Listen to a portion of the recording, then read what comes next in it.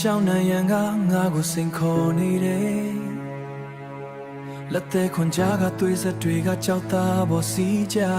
ကျိုးတစ်ချောင်းမပါဘူးအကားကွယ်ဆိုတာလုံးဝမရှိစုပ်ပြဲနေတဲ့လက်ဘွားတွေဟာငါရဲ့တစ်ခုတည်းသောအားကိုးရပဲ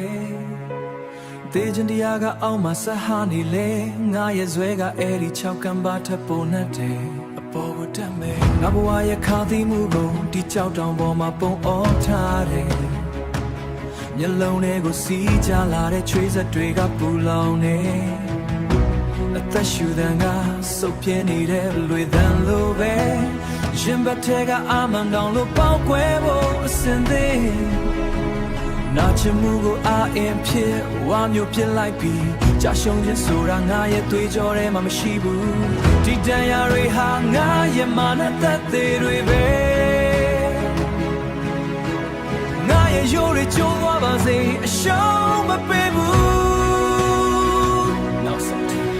ငါရဲ့ထွက်သားတွေကတောင်ကြီးကိုတုံလုံးစေရမယ်အမြင်ကငါကိုဆုံးစီရင်ဖို့ကြိုးစားပေမဲ့ငါရဲ့အမှန်ကကောင်းကင်ကိုထိုးဖောက်နေတယ်အနေရဲ့ကြားမှာပဲငါဟာပို့ပြီးရှင်သန်လာတယ်ကံသက်ချက်ဆိုတာကြောင့်တဲ့သူတွေတွေ့ပဲငါရဲ့အော်ဟစ်တန်ကတောင်းစင်အောင်နန်းတွေကိုဟိတ်ထွက်သွားမယ်တွင်းနေအောင်နေဝင်ချိန်ကငါရဲ့အောင်ပွဲခံပျော်ဖြစ်ပွဲပဲအခုတော့ငါဟာတိမ်တွေထမ်းမှရှမ်းနေပြီဆက်ရှုံးမှုကိုတပ်ပြလိုက်တဲ့တောင်းတဲ့သမားပြောင်းရှင်သန်ခြင်းရဲ့အရာသာကိုသွေးနဲ့ရှင်ပြီးရှာတွေ့ခဲ့ပြီခန္ဓာကိုယ်ကိုအောင်မြင်မှုနဲ့ထုံဝန်းလိုက်တယ်လောကကြီးကငါရဲ့ခိုင်မာမှုကို